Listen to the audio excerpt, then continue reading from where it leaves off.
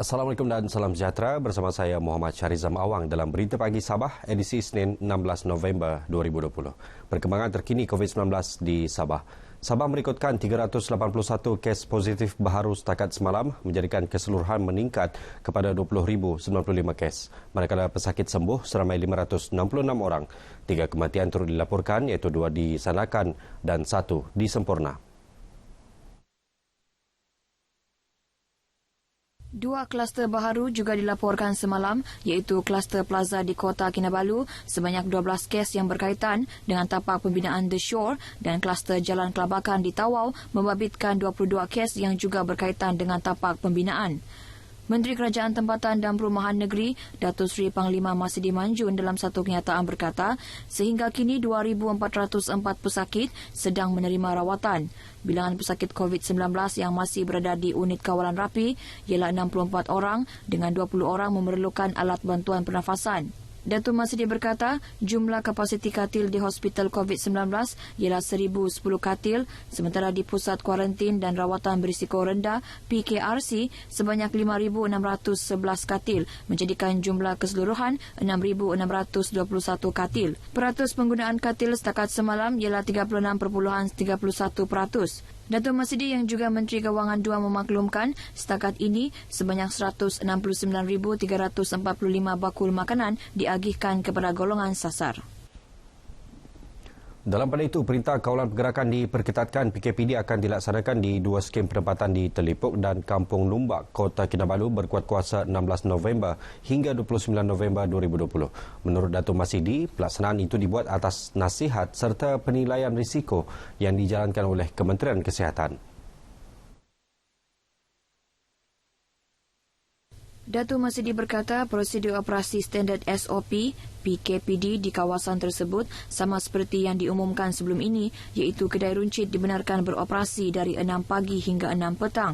Manakala pasar dibenarkan beroperasi selama 2 kali seminggu bermula 6 pagi hingga 2 petang bagi memberi peluang kepada penduduk membeli barang keperluan asas. Tambahnya hanya seorang wakil daripada setiap keluarga dibenarkan untuk keluar daripada kawasan PKPD untuk mengeluarkan duit daripada mesin pengeluaran wang atau bank dengan kebenaran pihak PDRM yang membuat kawalan di jalan keluar masuk utama di kedua-dua lokaliti tersebut. Mengenai sekatan jalan raya SJR, 72 SJR telah dilaksanakan di seluruh Sabah dengan 48,557 kenderaan diperiksa dan 18 kompaun dikeluarkan kerana melanggar SOP dan 139 kenderaan diarah berpatah balik. Kadar pematuhan penduduk terhadap SOP Perintah Kawalan Pergerakan Bersyarat PKPB di negeri ini ialah 97.8% dengan 3 daerah mencatat kadar pematuhan tinggi iaitu Kinabatangan dan Sepitang masing-masing 99% dan Beaufort 98.5%. Pada masa sama, pasukan polis Marin turut melakukan 31 pemeriksaan di kawasan Pantai Timur dan 18 pemeriksaan di perairan Kota Kinabalu dan Labuan, sementara Jabatan Bomba dan Penyelamat Negeri melaksanakan sanitasi di 4 premis di 2 daerah iaitu Sempurna dan Tawau. Keprihatinan pelbagai pihak untuk meringankan beban golongan terjejas akibat pandemik COVID-19 tidak pernah putus sejak penguatkuasaan Perintah Kawalan Pergerakan PKP Mac lalu. Terbaru, syarikat Zillion Ventures Sdn Bhd menghulur sumbangan 10,000 pek beras, 1,000 kotak pelitup separuh muka dan 1,000 botol cecair pembasmi kuman. Sumbangan tersebut akan disalurkan kepada 25 bahagian Parti Peribumi Bersatu Malaysia Bersatu Sabah untuk diagihkan kepada golongan memerlukan. Penyerahan sumbangan disempurnakan Pengarah Urusan Kumpulan Zillion Ventures Sdn Bhd, Datuk Yeo Hock Ching kepada Ketua-Ketua Bahagian Bersatu Sabah sambil disaksikan Ketua Menteri Sabah, Datuk Seri Panglima Haji Ji Nur di Perkarangan Pejabat Bersatu Alam Mesra Kota Kinabalu. InsyaAllah kami akan sentiasa membantu untuk negeri Sabah. Mungkin akan seterusnya akan membantu di bagian kesihatan, semua front-front lainnya, dan saya berharap COVID ini akan beransur pergi dan kita dalam keadaan bebas daripada COVID. Menurut Rizwan, usaha tersebut akan diperluas pada masa akan datang dengan memberi tumpuan kepada petugas barisan hadapan.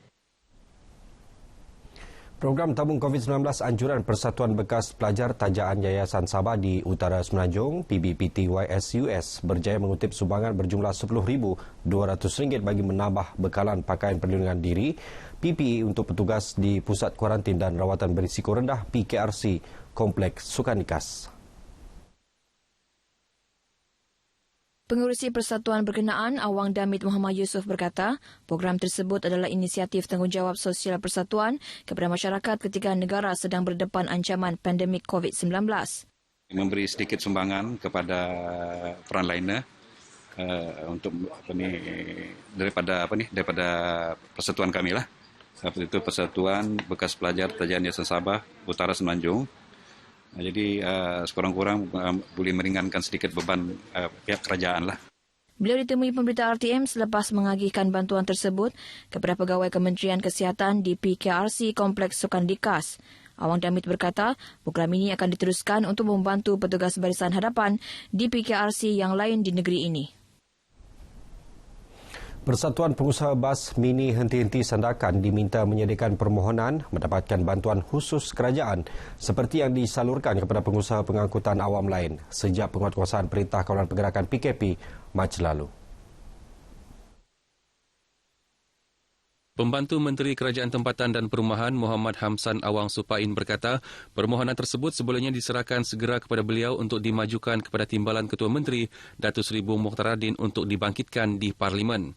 Pada fasa pertama PKP Mac lalu, kerajaan menerusi pakej rancangan ekonomi mengumumkan bantuan kewangan berjumlah RM500 kepada pengusaha e-hailing dan RM600 untuk pemandu teksi yang dibayar secara one-off pada April lepas. Muhammad Hamsan berkata demikian kepada media di Sandakan. Terdahulu beliau menyampaikan bantuan bekalan makanan kepada 135 pengusaha bas mini dalam kawasan Dewan Undangan Negeri Dun Sungai Sibuga di Bandar Utama Sandakan. Melalui UMNO Libaran telah menyerahkan sebanyak 800 bakul makanan bermula daripada Kampung Batu Putih dan insyaAllah kita akan teruskan minggu depan ke Kampung Sungai Kayu dan berhampiran dan juga Kampung Nusa Dua. Mengulas lanjut, kira-kira 1,000 penduduk di Dun berkenaan yang terkesan akibat penguatkuasaan Perintah Kawalan Pergerakan Bersyarat PKPB telah menerima bantuan seumpama. Penguatkuasaan Perintah Kawalan Pergerakan PKP sememangnya menghadkan pergerakan orang ramai untuk menjalankan rutin harian seperti biasa. Namun ia bukan penghalang bagi pengusaha sayur hidroponik Max Lovin Sintor untuk mengusahakan tanamannya seperti biasa, malah mampu menjana pendapatan. Ketika dihubungi pemberita RTM, Max Lovin berkata walaupun tinggal di kawasan bandar, ia tidak menghalangnya untuk mengusahakan projek tanaman sayur hidroponik yang telah dimulakan sejak 2018, berbekalkan pengalaman dan sesi pembelajaran menerusi YouTube. Menurut beliau, projek yang pada mulanya itu hanya hobi semata-mata dan untuk kegunaan sendiri, namun diperbesarkan atas permintaan menggalakkan daripada rakan-rakan. Kini projek berkenaan boleh memuatkan 500 sayuran pada satu masa. Jadi nasihat saya kepada kawan-kawan di luar sana yang ada tanah luas, terutama sekali golongan belia, boleh start untuk berkebun sebab berkebun ini sebenarnya satu perniagaan. Jadi harapan saya sekali lagi, terutama sekali kepada golongan belia untuk menceburkan diri dengan pertanian secara sambilan ataupun sepenuh masa, karena ini adalah satu sumber pendapatan yang memang terbukti boleh memberi kejayaan. Hasil tempahan sayur tersebut, Max Lovin mampu menjana pendapatan tambahan sehingga RM600 sebulan. Bantuan Prihatin Rakyat BPR yang diumumkan dalam Belanjawan 2021 baru-baru ini disambut baik rakyat Sabah. Bagi mereka, insentif secara sekali bayar itu dapat meringankan beban, terutama golongan terkesan pandemik COVID-19. Ketika ditemui pemberita RTM, rata-rata mereka menzahirkan terima kasih kepada kerajaan. BPR ini nampaknya bagus lah bagi rakyat lah. Keadaan sekarang ni banyak yang kerja pun tergendala apa semua kan. Jadi bantuan ni memang baguslah untuk rakyat. Jadi mana-mana yang kira kerajaan boleh bantulah. Jadi memang sesuai untuk kerajaan bantu untuk menambahkan lagi ataupun memberi keselesaan untuk melangsungkan kelangsungan lah kehidupan harian begitu. Sebab sekarang ni memandangkan dalam keadaan COVID-19 ni memang ada susah sikit kita untuk bergerak. Masa memohon dia memang tidak cerewet. Tak cerewet langsung lah, senang lah mohon. Dapat pun senang. Sebab sudah memang kategori B40, memang dapat lah. Cuma kena tambah sikit lah, sebab itu memang tak cukup untuk setahun. Sebanyak 6.5 bilion ringgit diperuntukkan bagi BPR yang memanfaatkan 8.1 juta individu. Ia menggantikan bantuan sara hidup BHH dengan kadar bantuan dan kategori pendapatan lebih baik. Kehidupan naif sepasang suami isteri yang berteduh di dalam sebuah pondok usang bagi meneruskan kehidupan bakal berakhir dengan keprihatinan beberapa pihak menyumbang sebuah rumah baharu untuk mereka yang sedang dibina di Kampung Blok 31, Tawau. Ketika ditemui pemberita, Sarman Bacok 57 tahun berkata selama lebih 20 tahun, beliau dan isterinya Sabaria Muhammad 50 tahun hanya tinggal menumpang di rumah saudara dan kini berteduh di sebuah pondok uzur berdekatan Kampung Blok 31.